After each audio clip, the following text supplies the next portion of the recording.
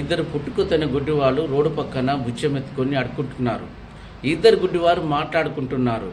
యేసుక్రీస్తు ప్రభువాట ఆయన గుడ్డివారికి కంటి చూపునిస్తున్నాడట, మూగవారికి మాటలు ఇస్తున్నాడట, చెవిటి వారికి వినికిడిస్తున్నాడట, పక్షవాత రోగులను నడిపిస్తున్నాడట, చనిపోయిన వారిని ఎంతోమందిని సజీవునిగా లేపుతున్నాడట అని చెప్పని ఈ ఇద్దరు గుడ్డివారు ఒకరు మాట్లాడుకొని ఉంటున్నప్పుడు మరి మనని తీసుకొని యేసుప్రభు దగ్గర తీసుకుపోయే వాళ్ళు ఎవరున్నారు?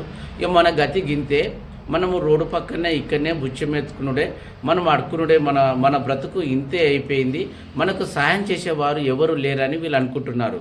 ఒక దినమున హఠాత్తుగా ఈ గుడ్డివారి ముందు నుంచి అనేకమైనటువంటి జనసమూహం వెళుతుంటున్నప్పుడు అందులోంచి ఒక్కరిని పిలిచి ఏమైంది అని చెప్పని అడిగినప్పుడు, ఇదిగో ఈ దారిన యేసుక్రీస్తు ప్రభువారు వెళుతున్నారన్నప్పుడు యేసుక్రీస్తు ప్రభు నజరేయుడైన యేసా అంటే అవును, ఆ గుడ్డివారికి, మూగవారికి, చెవిటివారికి బాగు చేసినటువంటి యేసుక్రీస్తు ఆయనేనా అన్నప్పుడు అవును ఆయనే అన్నప్పుడు అప్పుడు ఇద్దరు గుడ్డివారు లేచి ఈ అవకాశం పోతే మనకు దొరకదేమోనని దావీదు కుమారుడవైన యేసు మమ్మల్ని కరుణించవా అని చెప్పని వాళ్ళు గట్టిగా వాళ్ళ ఊపిరి ఉన్నంత స్వరముతో వాళ్ళు మరి కేకలు వేసినట్టుగా దేవుని వాక్యం సెలవిస్తున్నది.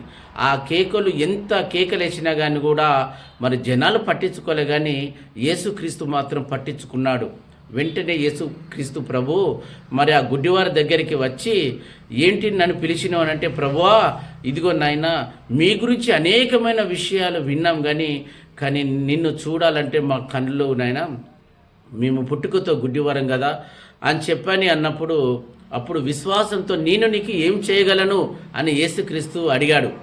యేసయ్య అడిగినప్పుడు అయ్యా మిమ్ములను చూడటానికి మాకు కళ్ళు కావాలి నాయనా అని చెప్పని వాళ్ళు తగ్గించుకొని యేసుక్రీస్తును అడిగినప్పుడు వెంటనే యేసు ప్రభు వాళ్ళ మీద కనికరపడి దయ చూపించి మీ విశ్వాసం గొప్పది అని చెప్పని ఆ ఇద్దరు గుడ్డివారి మీద యేసయ్య చేతులు పెట్టినప్పుడు వెంటనే వాళ్ళ కళ్ళు తెరవబడ్డాయి. వాళ్ళు యేసు ప్రభును చూసినట్టుగా మరి దేవుని యొక్క వాక్యం సెలవిస్తున్నది. కాబట్టి యేసుక్రీస్తు ప్రభువారు గుడ్డివారికి కాదు, ఏ అద్భుతమైనా చేయగల సర్వశక్తిమంతుడు. అయితే ఆయనను మనము ఏం చేయాలంటే హృదయపూర్వకంగా ఆయనని పిలవాలి. ఈ ఇద్దరు గుడ్డి వాళ్ళు పిలిచిరు, దావీదు కుమారుడమైన యేసు మమ్మలను కరుణించు అని గట్టిగా కేకలేసినప్పుడు మరి యేసుక్రీస్తు వారు వాళ్ళ కేకలకు, వాళ్ళ వేదనకు, వాళ్ళ బాధకు దేవుడు కనికరించి వారి ముట్టి బాగు చేసినట్టుగా దేవుని యొక్క వాక్యం సెలవిస్తున్నది.